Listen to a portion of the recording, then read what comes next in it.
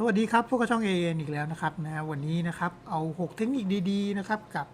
WD40 มาฝากกันเช่นเคยนะครับไปรับชมกันเลยครับสำหรับบางท่านนะครับเจอปัญหานะเปิดประตูแล้วดังเอดออดนะเอาตัวนี้มาฉีดเลยครับเนี่ยนี่ครับฉีดตามข้อต่อตรงนี้นะครับนะทั้งหมดที่มีฉีดตรง4จุดนะครับนะ1 2 3 4นะครับ4จุดนะครับบางครั้งคานนี่ถ้าเป็นเหล็กถ้ารุ่นที่เป็นเหล็กมันก็เป็นสนิมนะครับตัวนี้ก็ทำให้เกิดเสียงได้เหมือนกันเวลาเปิดแล้วรำคาญครับก็ฉีดไปเลยครับปัญหาหลายๆท่านก็คือถ้ากุญแจเนี่ยไม่ได้เสียบนานๆนะครับมันก็จะติดตันนะครับบางครั้งบางคราวเนี่ยเราจำเป็นต้องใช้ฉุกเฉินใช้กุญแจนะครับก็ใช้ตัวนี้ฉีดได้เลยครับไม่เป็นไรนะครับถ้ามันหยดมันไม่กัดสีนะยังขัดได้เนี่ยครับนี่นะครับเราจะมาลบรอยขนแมวรอยแมวข่วนนี่แหละครับอันนี้แมวข่วนจริงๆเลยนะครับของแท้เลยเนื่องจากแมวมันขึ้นกระโปรงรถนะครับแล้วมันขึ้นไม่พ้นมันก็ตกปุกลงมาแล้วก็ข่วนปับเรามาลองดูนะครับว่า WD40 จะเอาออกไหมนะครับ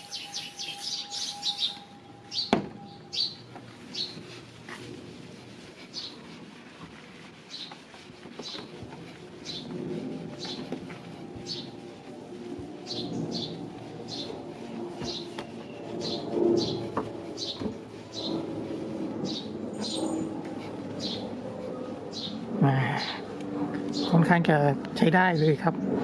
ออกระดับหนึ่งนะครับก็เป็นรอยถ้ารอยลึกมากจะไม่ออกนะครับรอยลึกมากยังไงก็ไม่ออกหรอกครับต้องขัดด้วยเครื่องแต่รอยบนพื้นผิวบางๆน่าจะออกหมดนี่ครับประมาณนี้นะครับลบไปได้สัก70%นะครับก็ถือว่าโอเคครับถ้าจะให้ดีนะครับต้องน้ำยาขัดอีกทีนึงขั้นตอนที่1นะครับก็พ่นไปเลยนะครับมันสามารถลบได้ระดับหนึ่งนะครับต้องบอกไว้ก่อนระดับหนึ่งนะครับเริ่มใสขึ้นนะครับ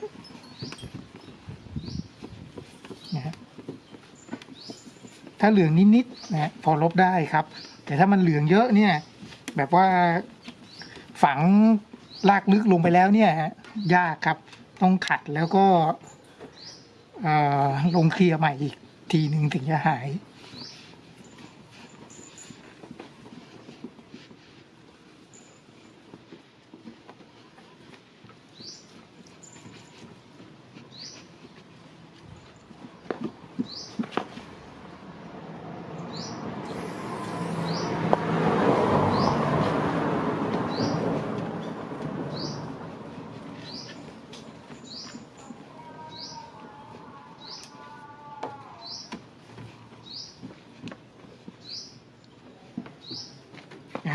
นะครับ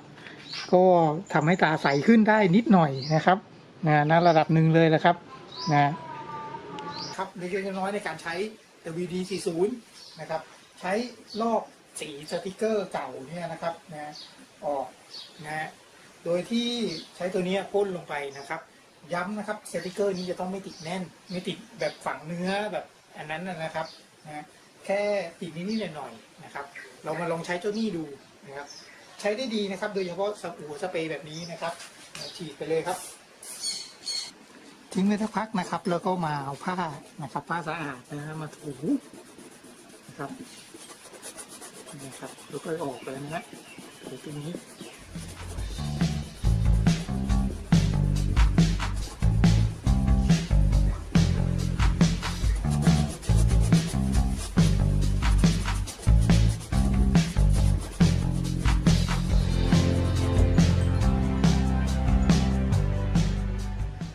มีประโยชน์ WD40 นี่มีประโยชน์นอกจากว่าใช้หล่อลื่นแล้วนะครับยังใช้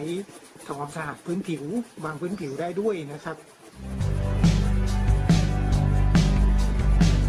เป็นสเปรย์สารพัดประโยชน์จริงๆเลยนะฮะ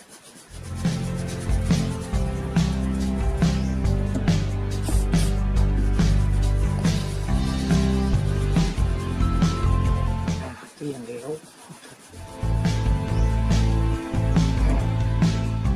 ตัวนี้ค่อนข้างจะฝังลึกพอสมควรเลยนะครับแต่ก็ไม่ลึกถึงขนาดลงกินเนื้อสีนะถ้ากินเนื้อสีแล้วอะไรก็เอาไม่ออกครับเรียงแล้วสะอาดแล้วนะครับ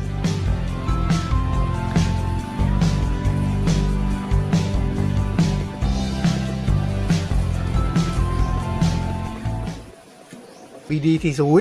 นะจะมารีมูฟไอตัวสีนี่ออกนี่นะครับไม่ออกเราก็ใช้ประโยชน์จากหัวสเปรย์ที่เขามีนะก็เป็นหัวแบบพ่นนะครับนี่นะครับแบบพ่นกว้างได้นะครับนะดีกว่าหัวสเปรย์แบบกดธรรมดานะครับแล้วก็ดูนะครับแบบเข็มแบบนี้นะแบบเข็มก็จะนี่ครับเข้าตามซอกได้ดีนะครับนะแล้วเสร็จแล้วเราฉีดพ่นไว้สักพักหนึ่งนะครับแล้วมาขูดมาใช้ผ้านะครับผ้าสะอาดนะถูนะครับนี่ครับสังเกตดูนะครับค่อยๆออกเลยนะฮะมันไม่ออกปุ๊บปั๊บทันทีเหมือนกับใช้ทินเนอร์หรือว่าอะไรพวกนี้หรอกนะครับแต่ว่าข้อดีก็คือไม่ทำลายเนื้อสีนะครับไม่ทำลายเคลือบผิวนะครับนะเนี่ยครับค่อยๆออกนะครับอาจจะใช้เวลานิดนึง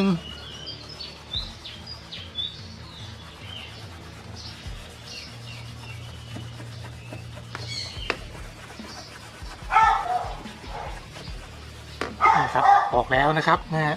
ออกแล้วนะฮะสังเกตดูนะครับ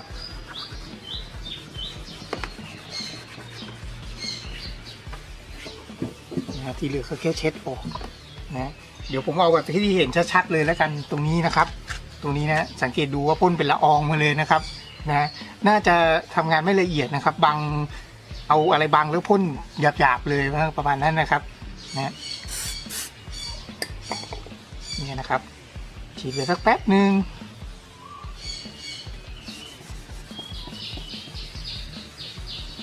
ค่อยๆออกเลยนะครับเนี่ยนี่ครับออกเลยนะ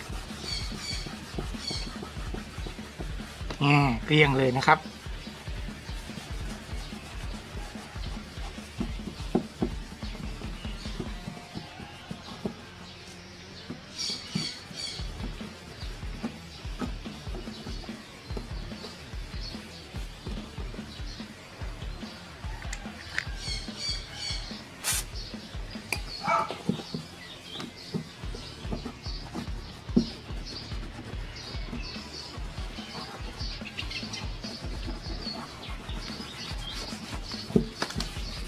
เรียบร้อยแล้วนะครับสะอาดเอี่ยมเลยนะ